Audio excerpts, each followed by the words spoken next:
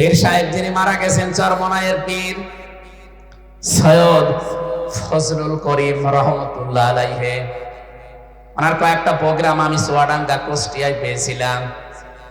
একবার বাতাস দেওয়ার জন্য সুযোগ পেয়েছিলাম। কে যেন একজন প্রশ্ন করেছে, হুজুর আপনার যে হাজার হাজার লক্ষ লক্ষ মুরিদ, আপনি একটা ডাক দিতে পারেন না ইসলাম কায়েমের? ওই দিন একটা হাসি দিয়ে বলেছিল, লক্ষ লক্ষ মুরিদ তাতে কি, এখনো 313 জন হয়নি। 313 জনই এখনো বানাতে পারিনি। এই জন্য আমি যেটা বলতে চাই, যাদের আদর্শ ঠিক নেই, আমি আপনাকে বাঁচাতে চাচ্ছি। কিয়ামতের ময়দানে আপনাকে কিন্তু আল্লাহ ডাকবে আপনার নেতার সাথে, যখন বিচার করবে তখন ইয়াউমা নাদউ কুল্লা উনাসিম বিইমামিহিম। সূরা বানী ইসরাঈলের 71 নম্বর আয়াতের প্রথম অংশে আছে। এটা তাফসীরে ফি জিলালিল কোরআনে পাবেন। আল্লামা সাইয়্যিদ কুতুব রহমাতুল্লাহ আলাইহি লিখেছেন, কিয়ামতের দিন আল্লাহ প্রতিটি মানুষকে তার নেতার সাথে ডাকবে। আগে নেতা, এরপরে কর্মী। আপনি নিজেই বলেন তো, যে নেতার আদর্শ মতো চলেন, কিয়ামতে ওই লোকটা যদি আপনার সামনে থাকে, ওর যা চেহারা সুরত, ওরে দেখলেই তো আল্লাহ রাগ হয়ে যাবে। কি এমন মানুষের পেছনে আপনি থাকেন যে লোকটা রাত 9টার পরে আর মাটিতে ঠিক মতো পা দিতে পারে না, খেজুর গাছকে সাইড দিতে বলে যে ভাই আর কতক্ষণ দাঁড়াবো। এরকম মানুষ দেশে নেই? আমি নিচে নামলাম না। এইরকম মানুষের পেছনে থাকা যাবে না। যেই লোকটাকে দেখলে আমার আল্লাহর কথা মনে হবে, এরকম মানুষের পেছনে থাকা লাগবে। নয়তো সূরা হুদের 98 নম্বর আয়াতটা মিলিয়ে দেখেন। অনেকে বলে আমি নামাজ পড়ি, আমি রোজা রাখি, আমি হজ করে এসেছি। আরে ভাই, আমি তো আমার বউ পর্দায় থাকে, আমার ব্যবসা হালাল, আমার আল্লাহ জাহান্নামে দেবে। কি দেখে দেবে? কি দেখে দেবে টের পাচ্ছেন না? সূরা আরাফ 8 নাম্বার পারার 20 নাম্বার পৃষ্ঠা 3 নাম্বার লাইনের 83 নাম্বার এটা আছে। তো বাড়িতে একটু মিলিয়ে দেখেন তো আপনি মিলাতে পারেন কিনা। ফাংজাইনাহু ওয়া আহলাহু ইল্লা মারাআতাহু কানাত মিনাল গাবিরিন। রব্বুল আলামিন 2 জন ফেরেশতা পাঠিয়েছিলেন লূত নবী আলাইহিস সালামের জামানায়। তারা এসে ডাক দিয়ে বলেন, আল্লাহর নবী, আপনার উম্মতদেরকে নিয়ে আপনি এখান থেকে চলে যান। মাগরিবের সময় আল্লাহর গজব এখানে নাযিল হবে। সাবধান, আপনার স্ত্রীকে নেবেন না। মাদারীপুরবাসী, প্রশ্ন আসতে পারে আমাদের যে লূত নবীর স্ত্রীর চরিত্র কি খারাপ ছিল? হ্যাঁ, এই ছেলে কোন দিকে তাকা। ও মাহফিল শেষ হলে গাড়িতে এখানে থাকছে, 10 মিনিট সময় দেওয়া হবে, হুজুরের গাড়ি দেখে তারপর বাড়ি যাবে। কি আশ্চর্য! হ্যাঁ, আমি একটা আয়াত বোঝাচ্ছি আর ও গাড়ি দেখে ওইদিকে তাকিয়ে আছে। হুজুরের গাড়ি না আছে, আমার মনে হয় এখানে যদি একটা নায়িকা হেঁটে যায়, আপনি তো মাহফিল থুয়ে দৌড় দেবেন। এদিকে তাকান, হুজুর আসবে 9টার দিকে চলে আসবে ইনশাআল্লাহ। আমি সময় থাকলে আজকে হুজুরের আলোচনা শুনে যেতাম, কিন্তু আমার তো সময় নেই। আমার ফরিদপুরে আবার 9টায় ওঠার কথা, অন্তত 9:30টায় ওখানে ওঠাই লাগবে। ওখানেও এরকম হাজার হাজার মানুষ বসে আছে। আপনারা একটু সময় যতটুকু আছে এদিকে তাকান না কেন? কোন দিকে তাকিয়ে আছে? আমার চেহারা কি খারাপ? এখনো তো অত খারাপ হয়নি। জালেমরা আমার 3টা বছর এসে খাওয়িয়েছে, চেহারা থাকবে কি? এই যা আছে এই ভালো, খাবারই তো দিত না। তাও তো মাওলানা মামুনুল হক আমার জেলে আমার একেবারে পার্টনার, 3টা বছর ওনার সাথে ছিলাম। শুকরিয়া লোকটার জন্য আমি ওনার কাছে ঋণী। 3টা বছরে আমার পেছনে বহু শ্রম দিয়েছে, কারণ আমি তো যোগাযোগ বিচ্ছিন্ন ছিলাম। উনি, আমি আর মাওলানা সাখাওয়াত হোসেন রাজি, এই 3 জনকে রেখেছিল এক জায়গায় দিয়ে 24 ঘন্টা তালা লাগিয়ে রাখতো। কেউ যেন আমাদের সাথে কথা না বলে। সিসি ক্যামেরা দিয়ে 24 ঘন্টা 2 জন কারারক্ষী, তাও হিন্দু, দেবদুলাম আর সুব্রত। ওর কাছে আলমও নেই, জালেমও নেই। ও আরো কড়াকড়ি করতো যে হুজুর যেন কারোর দিকে তাকাতেও না পারে। আমরা সকালের খাবার, দুপুরের খাবারটা মাওলানা মামুনুল হক, সাখাওয়াত হোসেন রাজি আর আমি, এই 3 জন, আর মাওলানা ফখরুল ইসলাম। এই চারজন ছিলাম পাশাপাশি আমরা। পরে মাওলানা মুফতি নূর হোসাইন নুরানি, মুন্সিগঞ্জে বাড়ি, আর একজন ছিল মনির হোসেন কাশেমি হাফিজাহুল্লাহ। এই 6 জনকে শেষ পর্যন্ত এক জায়গায় দিয়ে যায়। শেষের দিকে সময়টা একটু ভালোই কেটেছে, কিন্তু প্রথম দিকে ফাঁসির ওই কন্ডেম সেলের ভেতরে যেরকম মশা সেরকম দুর্গন্ধ, কারণ নিচতলায় বহু কষ্ট দিয়েছিল। এই লোকটাকে মাওলানা মামুনুল হককে টাকা পয়সা দিয়ে উনি ম্যানেজ করেছিলেন যে একটু খাবারটা গরম করার পদ্ধতি করে দিয়ে, যে পানি গরম করে যেটা দিয়ে ওইটা দিয়ে উনি খাবার গরম করে আমারে মাওলানা শাকাওয়াত হোসেন রাজি এই দিয়ে 2 জনকে উনি 3টা বছর খাওয়িয়েছে। আল্লাহ রাব্বুল আলামিন তাকে উত্তম জাযা দুনিয়া আখিরাতে যেন দান করে। তার ইবাদতের মাত্রা অনেক বেশি। কোরআনে কারীম তার কাছে আয়নার মতো। আমি তো দেখেছি রাত 2টা-3টার দিকে ওঠার পরে 2-2.5 ঘন্টায় 2 পারা 3 পারা 4 পারা একাধারে 1-2 রাকাতেই পড়ে ফেলত। ভালো মানুষ, ইখলাস আছে লোকটার এবং আমলও আছে। আল্লাহ যেন তাকে কবুল করেন, বলেন আমিন। আমার ভাইরা, আমি যে কথা বলছিলাম, বিশ্বনবী মুহাম্মদুর রাসূলুল্লাহ সাল্লাল্লাহু আলাইহি সাল্লাম কিয়ামতের ময়দানে যদি আপনার সামনে থাকে, আপনি যদি তার পেছনে থাকেন, আল্লাহ পাক তাকে দেখলেই তো রাজি হয়ে যাবেন, আপনার পর্যন্ত তাকানো লাগবে না, মাফ করে দেবে। এই জন্য এটা দুনিয়ার বিষয় হলে আমি বলতাম না। এই যে নেতা আদর্শ, এটা দুনিয়ার না, এটা আখিরাতের সাথে সম্পর্কিত। এই মুহূর্ত থেকে যাদের ঠিক নেই পাল্টিয়ে ফেলেন ভাই, আপনি কিন্তু ধরা খেয়ে যাবেন। আপনি ধরা খান, এটা আপনি চান? বলেন বলেন। সুতরাং আজকে থেকে সিদ্ধান্ত নেবেন, যাদের নেতা ঠিক নেই, আরে ভাই কেউ কারো না। আমি আমার 3 পুরুষের পরে আর চিনি না।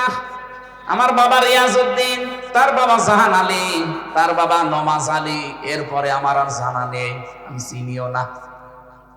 আপনি কার দিকে তাকিয়ে কার দিকে কি করবেন? এখন যদি নমাজ আলী সাহেবের বাবা এসে মাত্র 61 বছর আগে উনি মারা গেছে, ওই লোকটা যদি এখন কুষ্টিয়ায় এসে বলে আমার গ্রামের বাড়িতে হালসাডা বিরা ভিটায়, যদি বলে এই 2 তালা বাড়ি আমার, এই ভিটা আমার, দাঁত মুখ খুলে ফেলবো না? ভান্ডামি করা জায়গা পান না। আমি তো নমাজ আলীকে চিনি না, আপনি নমাজ আলীর বাবা, কে আপনি? অথচ আমাদের জন্য বিশাল সম্পদ তারা তৈরি করে রেখেছিল।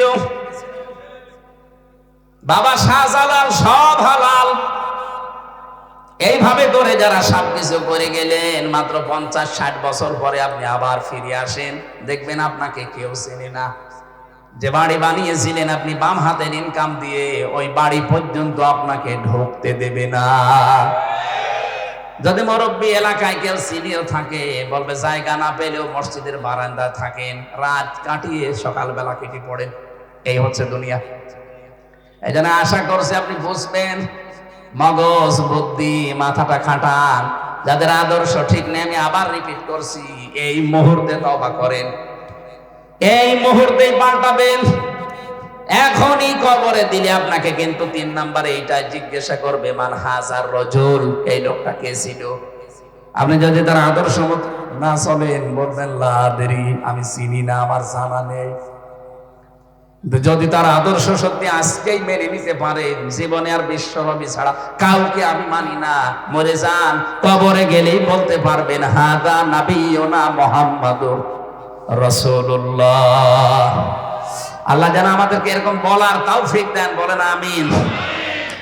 সূরা বাকারার 200 এবং 201, 202 এই 3টা আয়াতের শেষের আয়াতের অর্ধেক আর এই 2 আয়াতটা আমরা পড়েছিলাম। আমরা এবার তাফসীর আকারে কথা বলবো ইনশাআল্লাহ। আল্লাহ রাব্বুল আলামিন বলেন, ফামিনান নাসি মান ইয়াকুলু রব্বানা আতিনা ফিদ দুনিয়া ওয়া মা লাহু ফিল আখিরাতি মিন খালাক। মানুষের ভেতরে অনেক মানুষ এমন আছে, এই মানুষগুলো বলে, হে আমাদের রব, দুনিয়াতে আমাদেরকে দিয়ে দাও। দুনিয়ায় যা দেবে আমাদেরকে দিয়ে দাও। রব্বুল আলামিন বলেন আমা লাহু ফিল আখিরাতি মিন খালাক, এদের জন্য আখিরাতে আর কোনো অংশ আমি আল্লাহ বাকি রাখি নাই, দুনিয়ায় এদের যা দেওয়ার দিয়ে দেই। পরের আয়াতে আল্লাহ পাক আমাদের সম্পর্কে জানিয়েছেন মিনহুম মাইয়াকুলু রব্বানা আতিনা ফিদ দুনিয়া হাসানা। পৃথিবীতে অনেক মানুষ এমন আছে তারাও এই কথা বলে আল্লাহ দুনিয়াতে তুমি হাসানা দাও, অফিল আখিরাতি হাসানা, আখিরাতে তুমি হাসানা দিও, ওয়াকিনা আযাবান নার, আর জাহান্নামের আগুন থেকে আমাদেরকে বাঁচাও। উলাইকা লাহুম নাসিবুম মিম্মা কাসাবু, এরা এই সমস্ত লোক তারা যা অর্জন করেছে অর্জনকৃত বিষয় তারা পাবে। আল্লাহু সারিউল হিসাব, আল্লাহ হিসাব গ্রহণের দ্রুততম। এটা বাংলা অর্থ ছিল। এবার আসেন আমরা তাফসিরে যাচ্ছি। তাফসিরে ইবনে কাসির এবং ফি জিলালিল কোরআন থেকে শোনাচ্ছি। মুফাসসির লিখেছেন এই যে ফিদ দুনিয়া হাসানা, দুনিয়ার হাসানা, দুনিয়ার কল্যাণ, দুনিয়ার শান্তি, দুনিয়ার স্বস্তি, দুনিয়ার নিরাপত্তা, এগুলো যদি কেউ পেতে চায় তাহলে দুনিয়ায় তাকে কমপক্ষে 10টা জিনিস পাওয়া লাগবে। কাবা তাওয়াফ করার সময় লক্ষ লক্ষ মানুষেরা তো এই দোয়া পড়ছিল, কিন্তু আমিও বুঝি না ওই সময়। তাফসীরগুলো ঘাটাঘাটি করে দেখি আমার আল্লাহ দুনিয়ার হাসানা হিসাবে 10টা জিনিসের নাম ঘোষণা দিয়েছেন। কেউ যদি এই 10টা জিনিস পেয়ে যান বুঝবেন আপনি দুনিয়ায় হাসানা পেয়েছেন। অফিল আখিরাতি হাসানা, আখিরাতের হাসানা দাও। আল্লাহ বলেন আখিরাতের হাসানা 5টা। মরণের পরে যদি আপনি ওই 5টা জিনিস পান তাহলে আপনি আখিরাতের হাসানাও পেয়েছেন। ওয়াকিনা আযাবান নার, আর জাহান্নাম থেকে বাঁচার উপায় আছে মাত্র একটা। কয়টা? তাহলে দুনিয়ার হাসানা 10টা, আখিরাতের 5টা, জাহান্নাম থেকে বাঁচার উপায় সব মিলে 16টা। এই 16টা বিষয় আছে এই পরিচিত আয়াতের ভেতরে, অথচ সারা জীবন এই লোকটা পড়ে যাচ্ছে কি আছে এর ভেতরে জানিও না। আপনার রব্বানা আতিনা ফিদ দুনিয়া হাসানা, নামাজের পর এটা পড়ে না অনেকে। আসলে আপনার কি হাসানা কি পাচ্ছেন নাকি হাসিনা পেয়ে শেষ? একজন দোয়া করছিল রব্বানা আতিনা ফিদ দুনিয়া হাসিনা। হাসিনা আর হাসানার অর্থ একই, শাব্দিক যে জবর শুধু একটু পাল্টানো আছে। ও চেয়েছে আল্লাহ দুনিয়ায় হাসিনা দাও, আল্লাহ দিয়ে দিয়েছে। জেলের ভেতরে ফাঁসির কন্ডেম সেল থেকে একদিন বের হয়ে শুনলাম যে সিনেমা জগতে একজন কাজ করে, ও ধর্ষণের মামলায় ধরা পড়েছে। 6 তলায় থাকতো। একদিন ঘুরতে ঘুরতে আমারে নিয়ে গেল কারারক্ষীর মাধ্যমে, যে দেখি জোহরের নামাজের সময় উনি দোয়া করছে আল্লাহ তুমি আমার হায়াত কেটে নাও, আমারে তুমি মরণ দাও, আমার নেত্রী শেখ হাসিনাকে তুমি বাঁচিয়ে রাখো। আরে আল্লাহর ওলি একটা পেয়েছে। আবার ওই দোয়াটা পড়ছে, ও তো কোরআন শরীফ ভাবে পড়তে পারে না, শুনি শুনি মুখস্থ করেছে। এই জন্য মনে হয় হাসানার জায়গায় হাসিনা বলে ফেলেছে। রব্বানা আতিনা ফিদ দুনিয়া হাসিনা। হাসিনা না হাসানা? বলেন বলেন। তাহলে আমার বোঝানোর বিষয় ছিল দুনিয়ার হাসানা যদি আমরা পেতে চাই কয়টা জিনিস পাওয়া লাগবে? আরো জোরে বলেন। 1 নম্বরে দুনিয়ার হাসানা হচ্ছে কোরআনে কারীম পাওয়া। আমরা পেয়েছি না? না। এখানে যারাই আছি কম বেশি আমাদের বাড়িতে কোরআনে কারীম আমি আশা করি বা বিশ্বাস করি যে কমপক্ষে আছে, কিন্তু এইটাই তো পাওয়া না। নবীজি আয়াতের ব্যাখ্যায় হাদিস দিয়েছেন মান ক্বারাআল কুরআনা ফাস্তাযহারাহু, যে ব্যক্তি কোরআন পড়ে, কোরআনকে এজহার করার চেষ্টা করে। এজহার মানে প্রকাশ করা, এজহার মানে স্পষ্ট করা, এজহার মানে দাঁড় করানো, এজহার মানে কায়েম করা, এজহার মানে বিজয় করা। আপনি কোরআন পড়বেন আর কোরআনকে বিজয় করার জন্য যদি চেষ্টা করেন, কথা বুঝতেছেন? খালি কোরআন পড়লে হবে না, 4টা নিয়ম মেনে কোরআন পড়া লাগবে। আল্লাযীনা আতাইনাহুমুল কিতাবা ইয়াতলুনাহু হাক্কা তিলাওয়াতি উলাইকা ইউমিনুনা বিহি ওমাই ইয়াকফুর বিহি ফাউলাইকা হুমুল খাসিরুন। এদিকে তাকান, সূরা বাকারা প্রথম নাম্বার পারা 18 নাম্বার পৃষ্ঠা 4 নাম্বার লাইনের 221 নাম্বার আয়াতে আছে, আল্লাহ পাক বলেন, হে নবী, আমি যাদেরকে কিতাব দিয়েছি এই কোরআন, তারা এর হক আদায় করে তেলাওয়াত করে। তাফসিরে মুফাসসির লিখেছেন, কেউ যদি কোরআন হক আদায় করে পড়তে চায় 4টা বিষয় মানা লাগবে। 1 নম্বরে পড়তে হবে শুদ্ধ করে। কি করে? বলেন বলেন। 2 নম্বরে এটা বোঝা লাগবে, শুধু বুঝলেই হবে না। 3 নম্বরে এই বিষয়টা দুনিয়ায় নিজে প্র্যাকটিক্যাল লাইফে আমল করে কাজ করে দেখানো লাগবে। 4 নম্বরে শুধু নিজে কাজ করলে হবে না, মানুষ যেন এই কাজ করতে পারে সেই ব্যবস্থা করে দেওয়া লাগবে। আপনি বলেন তো, এই 4টা শর্ত মেনে কোরআন পড়া হয় আমাদের?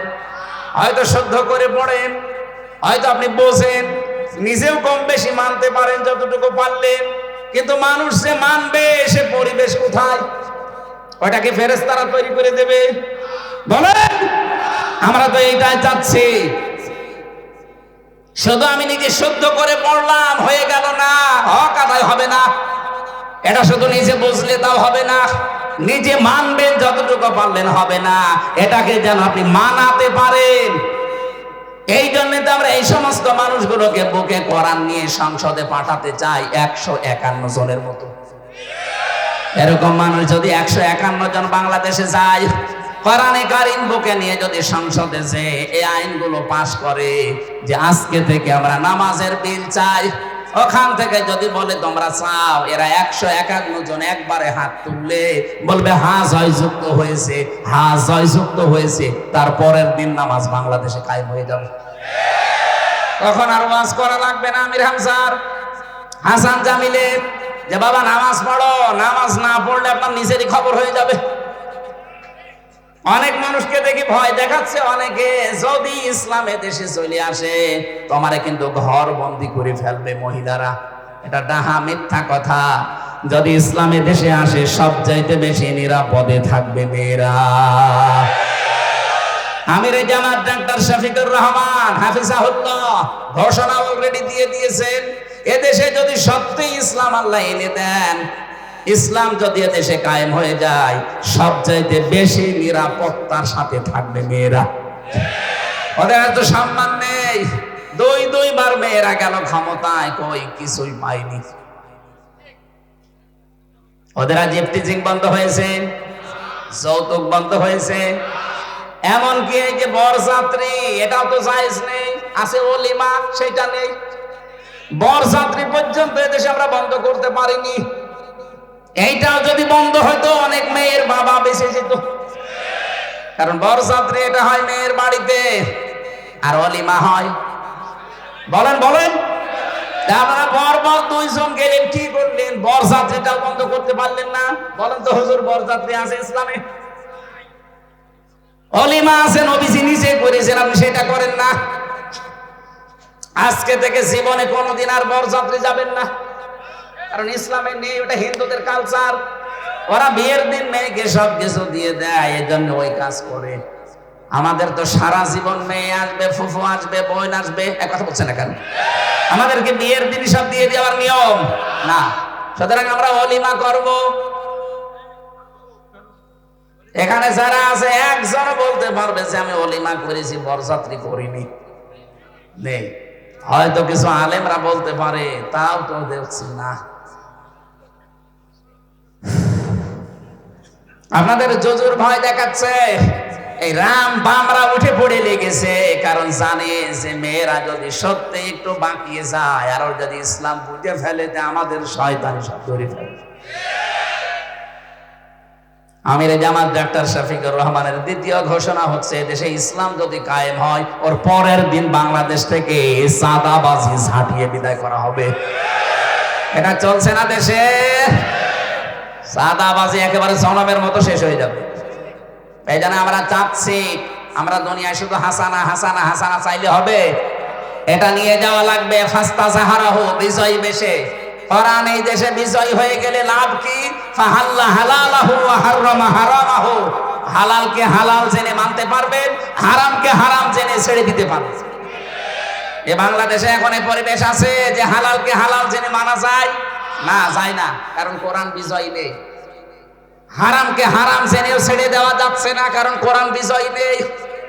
কোরআনে কারীম যদি সত্যি বিজয় হয়ে যায় এই দেশে, আপনি হালালকে হালাল জেনে মানতে পারবেন, আমি কথা দিচ্ছি। হারামকে হারাম জেনে আপনি ছেড়ে দিতে পারবেন। আপনি বাধ্য হবেন, এরকম পরিবেশ কোরআন তৈরি করে দেবে। অনেক মানুষের ভয় আছে যে আল্লাহ, কোরআন যদি এদেশে কায়েম হয়ে যায়, আমি একটু বিড়ি খাই, খেতে পারবো? হ্যাঁ পারবো। অনেকে মনে করেন আমি একটু ডাল খাই, খেতে পারবো।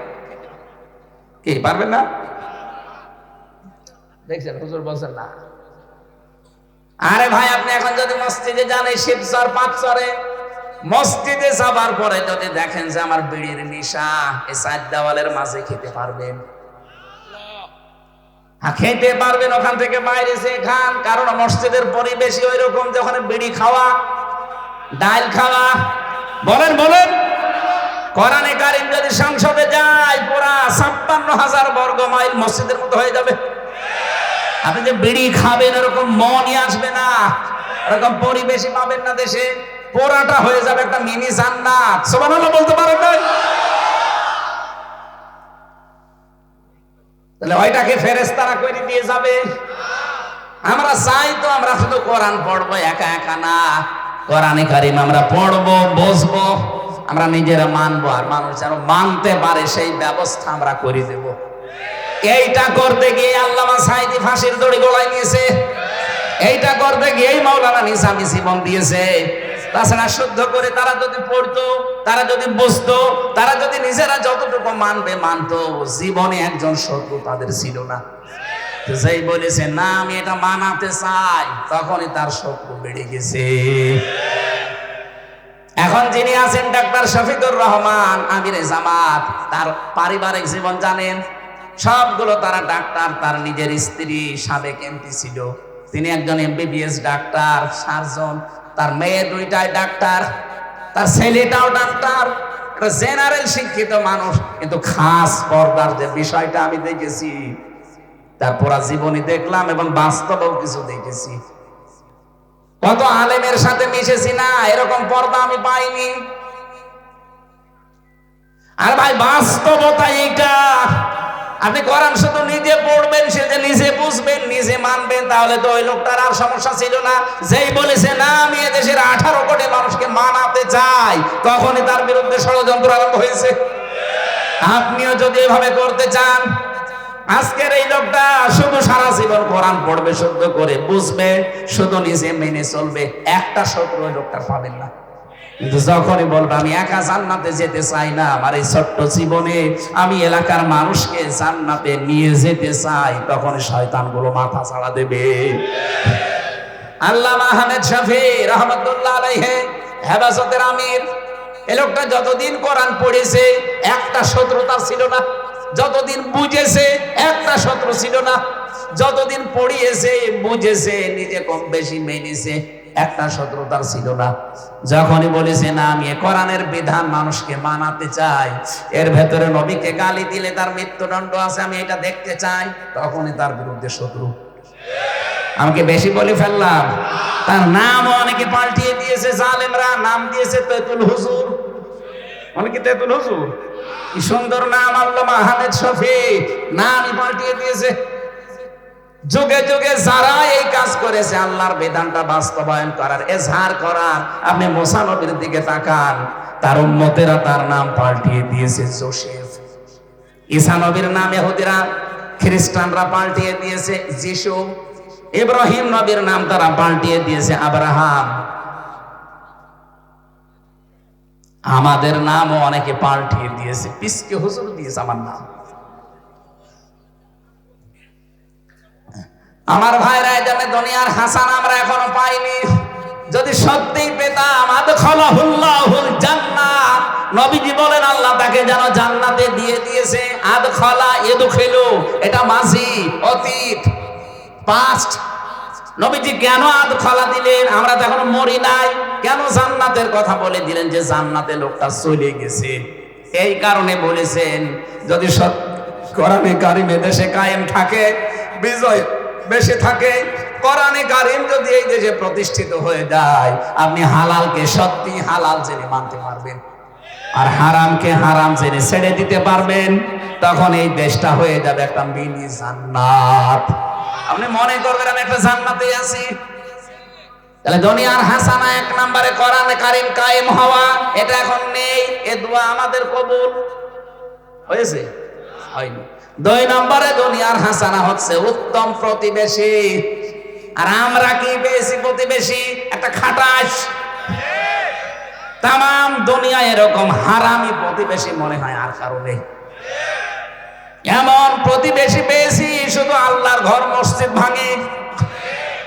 পৃথিবীর অন্যান্য দেশে শুনে মাটির নিচে কেউ তেল পায়, গ্যাস পায়, কেউ স্বর্ণ পায়, আর ওই হারামি শয়তানরা শুধু মাটির নিচে মন্দির পায়।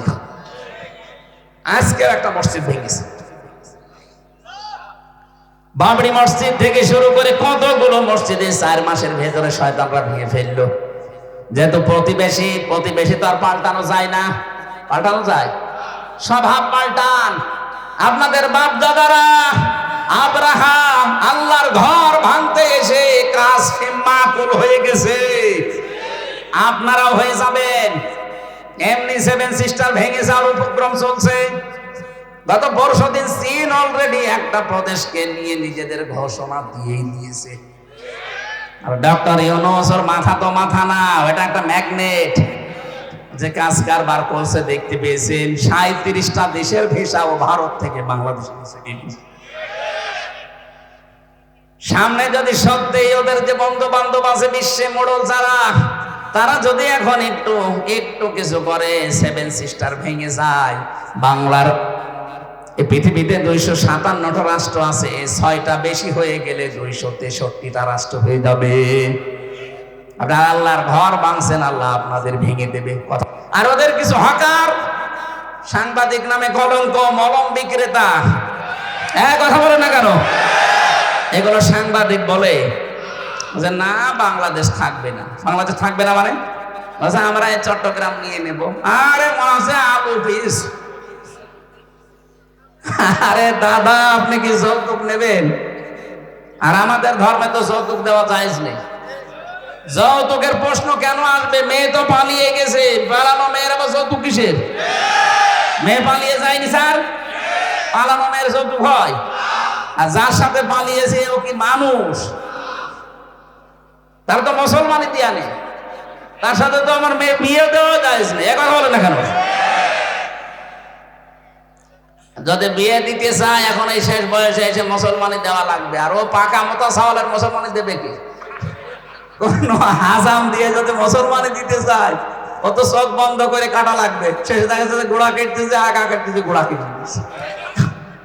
আমি নিচে নামলাম না, আপনারা এই ভান্ডামিগুলো বন্ধ করেন।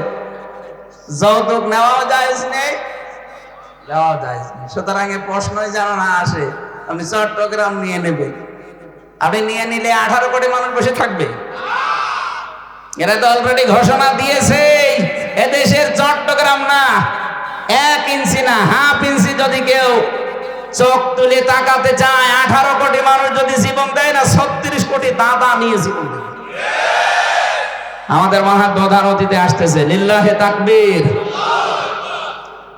সম্মানিত ভাইরা, আজকে আমি সময় থাকলে হুজুরের কথাগুলো শুনতাম না, এটা পার হয়ে গেছে তো। আর আমার 16টা পয়েন্টের উপরে কথা বলতে এখন 1-1.5 ঘন্টা সময় লাগতো। আমার ওই অনুষ্ঠানটা না থাকলে আমি আরেকটু সময় হুজুরের কাছে চেয়ে নিয়ে কথা বলতাম। উনি অনেক বড় আলেম, আমরা কথা শুনবো ইনশাল্লাহ।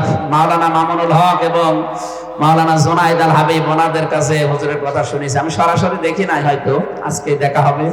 আগামীতে আসলে আমরা আবার কথা বলবো ইনশাল্লাহ। আজকের মতো আমি ক্ষমা চেয়ে মাপ চেয়ে সময়টা আর না দিতে পারার কারণে 1 ঘন্টা সময় দিয়েছি। আজকে আগামীতে আসলে কথা